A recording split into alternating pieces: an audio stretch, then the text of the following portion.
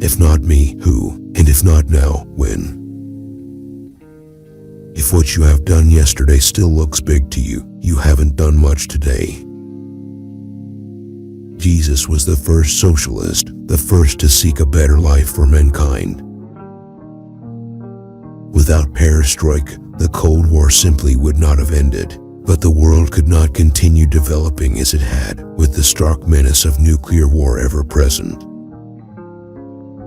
Political leaders still think things can be done through force, but that cannot solve terrorism. Backwardness is the breeding ground of terror, and that is what we have to fight.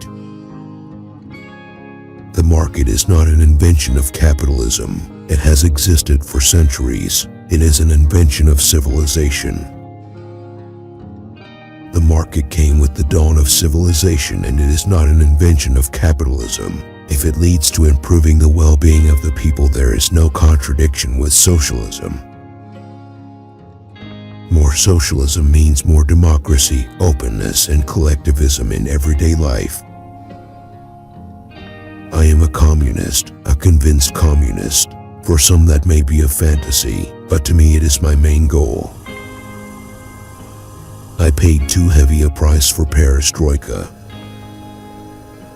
America must be the teacher of democracy, not the advertiser of the consumer society. It is unrealistic for the rest of the world to reach the American living standard. Sometimes it's difficult to accept, to recognize one's own mistakes, but one must do it. I was guilty of overconfidence and arrogance, and I was punished for that. Ex-presidents of the United States get state subsidies. Not so in Russia. You get no government support. It is better to discuss things, to argue and engage in polemics than make perfidious plans of mutual destruction. Every country should conduct its own reforms, should develop its own model, taking into account the experience of other countries, whether close neighbors or faraway countries. Democracy must learn to defend itself. I think God has some mechanism that He uses to punish those that make mistakes. What about Jesus Christ? I say that He was a precursor of idealists, a precursor of socialists. The Soviet people want full-blooded and unconditional democracy. I think we need more young people. We need to elect young people to government. We need to give them a chance in the media, in politics, in democracy. You cannot put Russia down on its knees and hold it there because Russia will ultimately pull out. Surely, God on high has not refused to give us enough wisdom to find ways to bring us an improvement in relations between the two great nations on earth. I believe, as Lenin said, that this revolutionary chaos may yet crystallize into new forms of life. There should be competition and exchanges between different countries, but there are certainly certain universal values, and that is freedom and democracy. We can only solve our problems by cooperating with other countries. It would have been paradoxical not to cooperate, and therefore we needed to put an end to the Iron Curtain, to change the nature of international relations, to rid them of ideological confrontation, and particularly to end the arms race.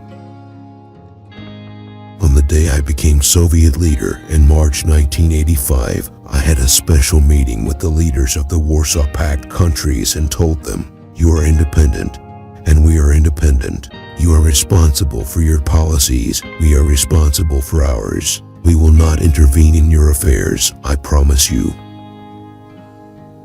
The world will not accept dictatorship or domination." Sometimes when you stand face to face with someone, you cannot see his face. Imagine a country that flies into space, launches Sputniks, creates such a defense system, and it can't resolve the problem of women's pantyhose. There's no toothpaste, no soap powder, not the basic necessities of life. It was incredible and humiliating to work in such a government. A society should never become like a pond with stagnant water, without movement. That's the most important thing. If people don't like Marxism, they should blame the British Museum. Sometimes people ask me why I began Perestroika, where the cause is basically domestic or foreign. The domestic reasons were undoubtedly the main ones, but the danger of nuclear war was so serious that it was a no less significant factor. I think the environmental problem will be the #1 item on the agenda of the 21st century. This is a problem that cannot be postponed.